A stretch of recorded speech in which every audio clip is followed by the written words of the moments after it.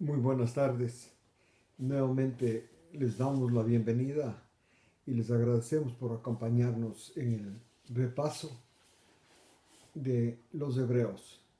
Vamos por esta vez a añadir algunos puntos adicionales al capítulo 7 que no pudimos añadir cuando dimos el estudio sobre el capítulo 7 a los Hebreos. Entonces vamos a añadir algunos puntos que son necesarios para entender mejor los otros capítulos de Hebreos. Entonces, en primer lugar, debo recordarles que esta carta o este escrito a los Hebreos fue dado con el objeto de que los de la iglesia primitiva, los cristianos de la iglesia primitiva, eh, avancen en la fe. El objetivo de Dios no es que el ser humano llegue a obedecer la ley, porque eso no es posible. No olvidemos que los 10 mandamientos en el nuevo pacto son importantísimos y necesarios solamente para mostrar el pecado, para hacerle comprender que uno convive con el pecado y el pecado dominándolo. Por esto es necesario tener la relación con Jesús por la fe, aceptar su sacrificio en primer lugar y luego dar el paso adelante, vivir en comunión con Él, con el Jesús resucitado, el que está en el cielo como sumo pontífice. Esto es importante entender.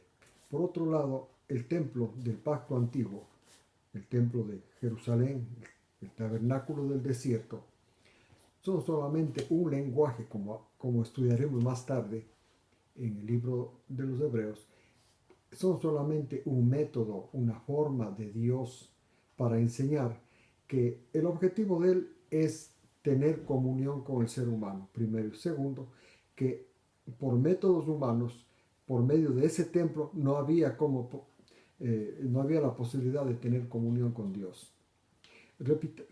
Teniendo presente que Dios es un espíritu, la comunión con Él no es como la comunión con otro ser que tenga un cuerpo físico. Dios es un espíritu. La comunión con Él es a través de la mente. Dios es amor. Dios es un espíritu. Dios es amor. Entonces realmente la comunión que Dios quiere tener con el ser humano es a través del amor, especialmente la misericordia, de la compasión. Entonces la misericordia y la compasión, que son atributos de Dios, parte de Dios, mediante el oficio del sumo pontífice, es posible. En otras palabras, el ser humano puede ser un canal, morada del amor de Dios y un canal para derramar misericordia y bondad y compasión y clemencia en las personas que le rodean. Para este propósito, para tener ya la comunión con Dios, o sea, para vivir del amor, vivir en el amor, es necesario, aparte del sacrificio de Jesús, que fue para calificarlo, para poder llegar a ser un recipiente de Dios, un recipiente de su amor, de misericordia y compasión, es necesario la obra del sumo pontífice. Entonces el sumo pontífice es el que va a permitir, él obra, no el de la tierra, porque eso justamente se va a ver en este momento. Nunca lograron hacer eso, no por los métodos del servicio, de los servicios que se hacían en el templo. Los sacerdotes no podían llegar a hacerles a los participantes del culto receptores o morada de Dios en el Espíritu, morada del amor de Dios. No olvidemos, Dios es amor, o sea, morada de Dios. Es el objetivo que Dios quiere, para que a través de los seres humanos, el resto de humanidad vaya recibiendo el amor de Dios, especialmente la misericordia, la compasión. Entonces, aquí va a comparar, en el capítulo 7, son los detalles que quería explicar, va a comparar el sacerdocio del templo antiguo, el sacerdocio levítico, con el sacerdocio de Jesús. Está hablando a los hebreos, ¿no es verdad? Los hebreos eran explicados estas cosas del templo con la Biblia, con las escrituras. Entonces Pablo efectivamente usa las escrituras para explicar la superioridad que ya hubo un sacerdocio superior al de los levitas. Y este sacerdocio superior a los de los levitas es figura del sacerdocio de Jesús. Esto lo primeramente va a plantear Pablo. Entonces dice versículos 1 a 4. En efecto, Melquisedec, el rey de Salem, sacerdote del Dios Altísimo, le encontró a Abraham cuando regresaba de la matanza de los reyes y lo bendijo. El 2. Abraham le entregó el diezmo de todo lo que despojó. Luego sigue, Melquisedec primero se traduce rey de justicia y después también rey de Salem, esto es rey de paz, sin padre ni madre conocidos, o sea, registrados, ¿no? Sin genealogía registrada, como el caso, por ejemplo, Jesús, está toda su genealogía registrada, y así ustedes podrán leer, está esto en los evangelios, ¿no? Al empezar los evangelios está la genealogía de Jesús. No hay esa genealogía de Melquisedec. Y entonces dice, no hay tampoco su fecha de nacimiento, sin principio de días. No hay un acta de nacimiento de Melquisedec. Tampoco hay un registro de cuándo murió. No había esos registros. Entonces Melquisedec no se conoce cuándo nació, quiénes fueron sus padres, ni cuándo murió. Así, de esto es copia el sacerdocio de Jesús sacerdote, de estas 4 cosas. Y entonces, y Jesús permanece sacerdote para siempre. Miren la grandeza de Melquisedec, a quien Abraham dio el diezmo. El patriarca le dio el diezmo de lo mejor del botín. Entonces, analicemos rápidamente. ¿Quién era Melquisedec? Melquisedec era rey de un pequeño territorio de esa zona del mundo, ¿no es cierto? Donde ahora hay la nación de Israel. Abraham venía de una guerra. Fue guerra de unos pocos cientos de soldados, ¿no? Digamos, no eran soldados, eran empleados, criados y todo eso de Abraham. Venía de una guerra y él ganó a 4 reyes. 4 reyes eran 4 jerarcas de pequeñas poblaciones. Entonces fue Abraham, tuvo una guerra por ellos porque ellos a su sobrino le robaron todo eso. Entonces fue a liberarlo y Abraham, y venía victorioso y por supuesto, como costumbre de guerra, cogió un botín en esos 4 lugares. Y entonces venía con ese botín y cuando regresaba, dice el versículo 1, a su vez Melquisedec, ese sacerdote que nadie sabía que era sacerdote, salió a recibir espontáneamente a Abraham. Tampoco se conocían ni Abraham ni Melquisedec. No olvidemos que Abraham vino de una tierra lejana, vino de Irak. Entonces era un desconocido que estaba instalándose recién ahí en una zona del campo de esa área. A su vez, Abraham, cuando vio venir a Melquisedec, reunió su botín y la 10ª parte, o sea, el diezmo de lo mejor del botín, le entregó a Melquisedec. 2 cositas. ¿Cómo así salió Melquisedec a recibir a Abraham? Porque Dios le impresionó en la mente. Y a su vez, ¿cómo así Abraham le dio el diezmo? Si él no iba a la iglesia, no había iglesia todavía, no había pueblo judío, no había nada de eso. Sin embargo, Dios le impresionó a Abraham de que esa persona que venía era como un enviado de Dios, como un representante del Dios, que él ya conocía algo, Abraham. Ese Dios fue el que le dijo que salga de Ur. Ese Dios del que le habló, un Dios que él quería conocer, digamos, quería saber su existencia, que no sea hecho de madera, que no sea en estatua. Es lo que quería Abraham. Y efectivamente Dios le habló a su mente y por eso le salió él de Irak. Entonces esa misma voz volvió a oír. El que venía era un representante de ese Dios. Entonces la forma de homenajear a esa persona, de darle homenaje, de darle tributo, fue entregarle los diezmos. Entonces Melquisedec, a su vez, como ya el Dios le impresionó que lo vaya a recibir a ese, aceptó los diezmos. Aceptó los diezmos. No, no había culto, no había iglesia, no había nada de eso. Simplemente recibió los diezmos. Eh, y luego, a cambio de eso, lo bendijo. O sea, parece que Dios también le impresionó su mente que debía bendecirlo. Y este es el modelo, el ejemplo que se usa de modelo, que Pablo usa de modelo para explicar la, el, por el parecido con el sacerdocio de Jesús. Y entonces, al fin del versículo 4 dice, vean la grandeza de Melquisedec. La grandeza en que Abraham le dio el diezmo. Le dio el diezmo de su botín. Era la forma, repito, de homenajear, de considerar un representante, como Abraham pensó, un representante del Dios, del personaje altísimo que le habló a su mente y le ordenó salir. Y él creyó tanto la existencia de ese personaje que él no vio, pero le oyó, que le habló a la mente, no audiblemente, a su mente le habló. O sea, le puso ideas, quiero decir. Y entonces le volvió a homenajear a ese Dios entregando el diezmo a Melquisedec. Ahora, los versículos del 5 a 10. En realidad, los hijos de Leví, ahora va a comparar el sacerdocio de Melquisedec, de este que acabamos de explicar, que lo que hizo es, repito, recibió el diezmo y bendijo a Abraham. Eso fue todo su sacerdocio. Un sacerdote es un representante. En el caso de Melquisedec, representante de Dios primero fue representante de Abraham ante Dios. Por eso Abraham le dio el diezmo.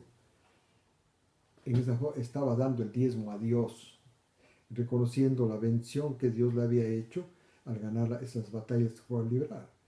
Y a su vez, el Melquisedec le bendijo, o sea, significando que Dios había aceptó ese homenaje que le dio y a su vez le bendijo a Abraham. Ahora, del 5 a 10, en realidad, ahora el sacerdocio de los levitas. Los hijos de Leví, los que reciben el sacerdocio, tienen el sacerdocio por mandamiento de la ley y tienen asimismo el mandamiento de recibir el diezmo del pueblo. O sea, Dios no les habló a ellos, a los levitas. Simplemente puso un mandamiento que ellos tienen que recibir el diezmo del pueblo. Es decir, recibir el diezmo de sus propios hermanos, aunque tanto los levitas como el resto de tribus eran todos descendientes de Abraham. 6. Pero el que no es descendiente de ellos, esto es Melquisedec, no es descendiente de Abraham, como ustedes comprenderán. A su vez, a él, a uno que no es descendiente de Abraham, Abraham le entregó el diezmo. Y como ya hemos leído, a su vez, Melquisedec le bendijo. Ahora, sin discusión alguna, dice el versículo 7, el más importante bendice al menos importante. En el caso de Melquisedec y Abraham, el más importante era Melquisedec y Abraham era el menos importante. Y Leví era descendiente del menos importante. Llegó a ser sacerdote por mandamiento de Dios, pero era un sacerdocio inferior al de Melquisedec, porque dio el diezmo a través de Abraham. Leví dio el diezmo a Melquisedec. Entonces, Pablo está explicando a los hebreos que el sacerdocio de Melquisedec es superior, es lo que está diciendo, es superior al sacerdocio levítico. Y luego va a seguir explayándose en este punto, ¿no? 8. En verdad, hombres mortales reciben el diezmo, pero allí uno que fue testificado que vive. Dicho de otro modo, por medio de Abraham, incluso Leví, descendiente de Abraham, quien recibía los diezmos, Leví, entregó el diezmo a Melquisedec, que no era descendiente de Abraham. 10. Pues potencialmente Leví estaba en los lomos de Abraham, de su antepasado Abraham, cuando le salió al encuentro a Melquisedec. Perdón, cuando le salió al encuentro a Melquisedec. Lo que está tratando de afirmar San Pablo a los hebreos es que el sacerdocio de Melquisedec es superior. La prueba es que el hombre más importante de los judíos, el hebreo, el primer hebreo que existió fue Abraham. Le entregó el diezmo a Melquisedec. El otro punto, entonces, superior, ¿no? Y el otro argumento es que Melquisedec le bendijo a Abraham. El superior bendice al inferior. Entonces, por el diezmo que le entregó y por la bendición que a su vez Melquisedec le dio a Abraham, se prueba, San Pablo prueba que el descendiente de Abraham, Leví, era inferior, por supuesto, a Melquisedec. Ahora, los versículos. El objetivo del sacerdocio. Esto es algo bien importante, lo que les dije hace un momento, es ponerle en comunión, cuando empecé, en comunión a la persona con Dios. Este es el trabajo del sumo pontífice. Ese trabajo no pudo realizarse, falló, no falló, era imposible realizar por medio del sacerdocio levítico. Era un sacerdocio fallo, por eso leemos del 11 al 15. Si la perfección, el sacerdocio, el objetivo del sacerdocio es dar la perfección a la persona que participe en sus cultos. La perfección no es ausencia de pecado. La perfección es comunión con Dios, recordando que Dios es el Altísimo, Dios es amor. O sea, la persona, por esa comunión con Dios, llega a ser un almacén, un reservorio del amor de Dios para, como dije al principio, para derramarlo en las personas que lo rodean. Este es el objetivo del sacerdocio, calificarlo a la persona para que llegue a ser un canal del amor divino. Entonces, este es el objetivo del sacerdocio. Ahora, dice, si la perfección fuera por el sacerdocio levítico, porque el pueblo recibía la ley por medio del sacerdocio levítico. Ellos pensaban, los judíos, los primeros creyentes, o sea, la iglesia primitiva, pensaba, como todo judío, que la perfección se alcanzaba por la ley. O sea, si usted recibía la ley y la guardaba, alcanzaba la perfección, algo que nadie ha logrado.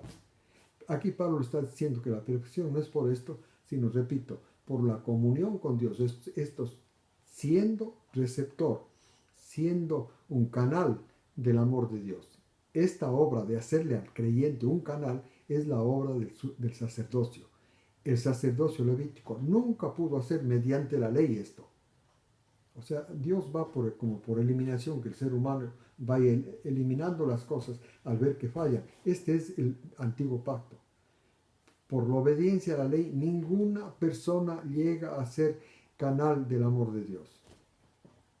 Entonces, por eso había necesidad de que surja otro sacerdote diferente a los levitas, para que ese sacerdote pueda unir a la persona con Dios, y repito otra vez, y en la persona sea un canal del amor divino, al estar en comunión con el Altísimo.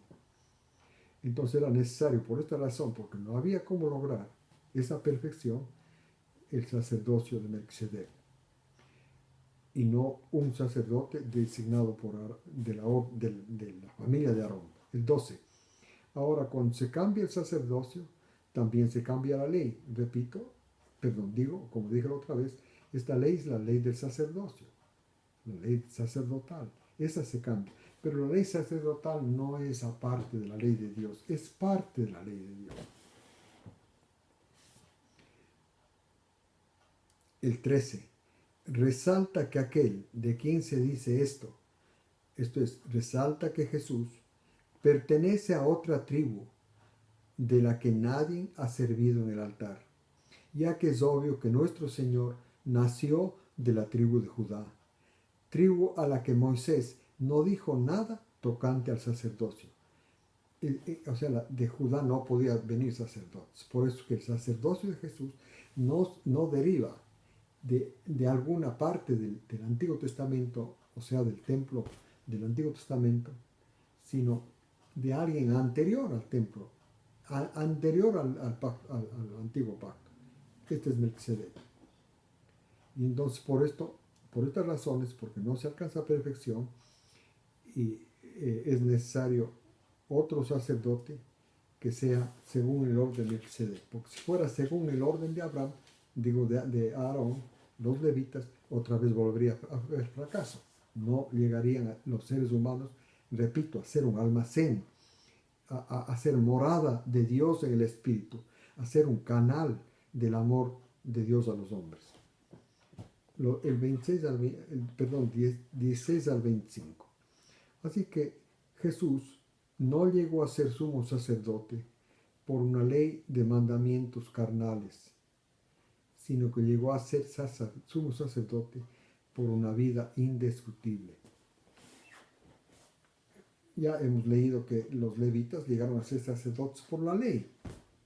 Por ley tenían que ser los hijos de Leví, descendientes que son descendientes de Aarón, tenían que ser sacerdotes.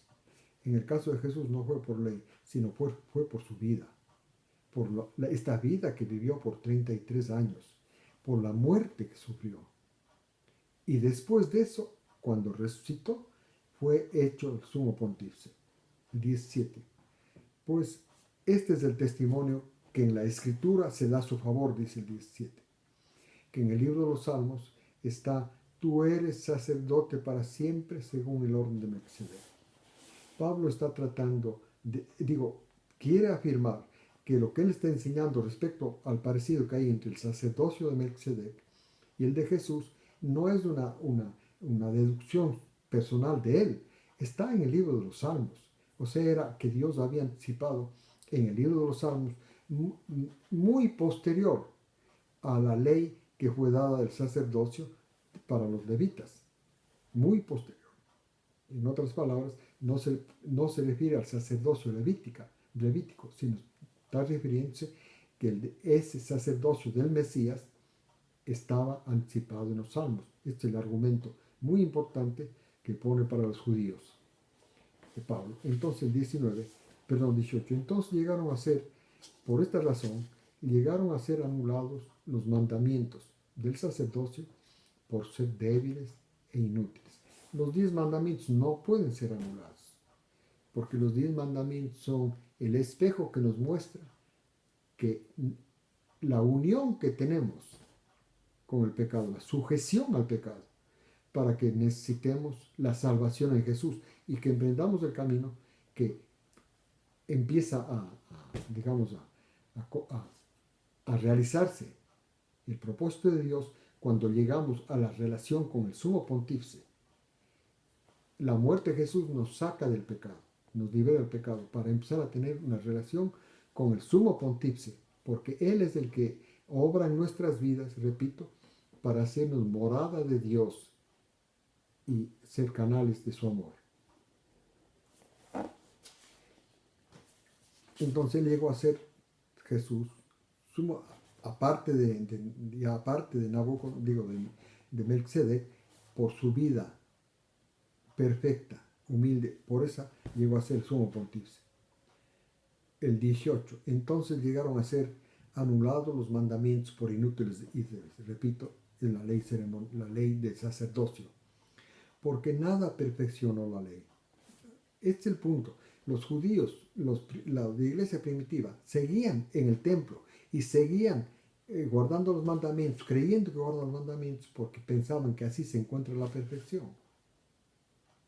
La perfección, repito, es ser morada de Dios en el Espíritu para ser canales de su amor. Dios es amor. Dios no es un ser físico. Dios es amor. Dios es un espíritu. Dios es amor. Porque nada perfecciona la ley, el 19. Por otra parte, se introdujo junto con el sacerdocio de Jesús una esperanza mejor, por medio del cual, este es el punto, nos acercamos a Dios. Por eso era el camino. El camino empieza con el sacrificio. Lo que sí es válido del templo, ¿no es cierto? Que lo primero que se hacía es el sacrificio. Después era todo oficio de los sacerdotes. Así es, el sacrificio de Jesús nos acerca al oficio, al ministerio de Jesús como pontífice. Él es el que logra en nosotros hacernos un almacén del amor de Dios, un almacén, digamos, una morada de Dios. El 20. El sacerdocio de los levitas no fue el sacerdocio de Jesús fue con juramento, el de los levitas no. Los levitas llegaron a ser sacerdotes sin juramento, dice el 20. Dios juró. Juró quiere decir aseguró, nos ha asegurado que el sacerdocio, que Dios juró que Él llegará a poner al sacerdocio del tipo de Melquisedec. El 21. Así que el juramento fue este: juró el Señor y no se arrepentirá. Tú eres sacerdote para siempre. Le dijo Jesús que Él, el Mesías, iba a alcanzar el sacerdocio. Y como les dije hace un momento, Jesús alcanzó el sacerdocio por esa vida indestructible, purísima, que Él vivió en la tierra y por esa muerte perfecta. Cuando resucitó, fue hecho sumo sacerdote. Así cumplió Dios su juramento. El 22. Así Jesús llegó a ser el que asegura un pacto superior. Otra cosa muy importante. El pacto nuevo tiene por objeto hacerle a la persona, o sea, este parece el pacto. El pacto es que Dios le hace a la persona de fe morada de Él, para que sea, repito, el canal de su amor. Ahora, los sacerdotes levitas, dicen el 22, 23, que eran muy numerosos porque morían. En cambio, Jesús, como es eterno, permanece eternamente, es uno, nada más Él, y tiene el sacerdocio definitivo eterno. Por esta razón, Él vive, Él, Jesús, es poderoso para salvar a todos los que se acercan a Dios por medio de Él, porque siempre está vivo para interceder por ellos. La palabra interceder es lo que voy a explicar aquí. Generalmente se piensa que Jesús está rogando por nosotros. Sí, Él hizo eso para que aceptemos el perdón de los pecados. Pero luego después, el término intercesor quiere decir el que une. Es como un eslabón entre dos partes. Jesús es el eslabón que le une a Dios. Dios es un espíritu. Y mediante esa unión con Jesús, la persona es calificada para ser morada de Dios en el espíritu, esto es canal del amor divino. Esta es la intercesión de Jesús. El 26 al 28. Jesús es un sumo pontífice que nos es apropiado, porque Él es correcto, inocente, inmaculado, separado de los pecadores, más exaltado que los cielos. No tiene necesidad, Pablo les explica a los hebreos, como los sumos pontífices que habían en el templo de Jerusalén, que necesitaban ofrecer sacrificios cada día, primero por sus propios pecados y después por los pecados del pueblo. Esto Jesús lo hizo una sola vez. Se ofreció Él como sacrificio, no por sus pecados, sino por los pecados de toda la humanidad, porque Dios quiere que toda la humanidad sea canal de su amor. Sin embargo, los que acepten por la fe la obra de Jesús, ellos son los que en realidad van a ser los que puedan amar a los demás. El 28. Porque la ley designó como sumos sacerdotes, la ley, ¿no es cierto?, en el pacto antiguo, a hombres débiles. Pero las palabras del juramento del Padre, de Dios del Padre, vino después que la ley designó al Hijo hecho perfecto para siempre. Él es perfecto, quiere decir, esa perfección que quiere que los creyentes alcancen, Él alcanzó ya en esta vida. Él llegó a ser el canal del amor, el canal de la misericordia divina. Esto se ve en la cruz, especialmente en la cruz, en su sacrificio. Ahí culminó lo que es la misericordia, la compasión de Dios con los hombres. Pues como Él ya calificó, siendo el perfecto exponente, el perfecto canal del amor de Dios, Él calificó, ahora quiere calificarnos a nosotros, los creyentes. Entonces el próximo paso que hay que dar, después de haber aceptado el sacrificio, la historia de Jesús, Ahora hay que dar el paso para aceptar el oficio de Jesús, el trabajo, el servicio que Jesús hace en el templo, para llegar realmente a ser canales del amor de Dios. Y ahí sí entonces toda la ley se cumple perfectamente. Les agradezco por acompañarnos. Y les indico que por 3 semanas, por 3 sábados, no voy a repasar con ustedes porque no voy a estar en posibilidad de hacerlo. Pero después en el cuarto sábado, si les ruego que me acompañen otra vez, seguiremos estudiando, en este caso, el capítulo 9. Muchas gracias. Que Dios los bendiga estos tiempos. Hasta luego.